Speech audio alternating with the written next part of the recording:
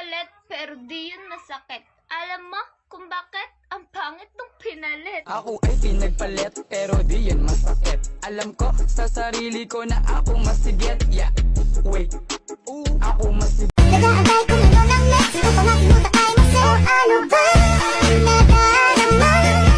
Huwag nang paligoy-ligoy, paligoy-ligoy ka. Pwede lang, huwag ka nang maglama.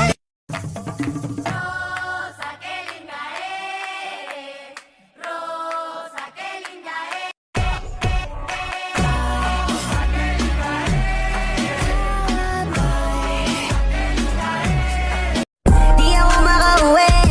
Black scars, takot na akong masugatan. Mga dating luha ko ay napunasan.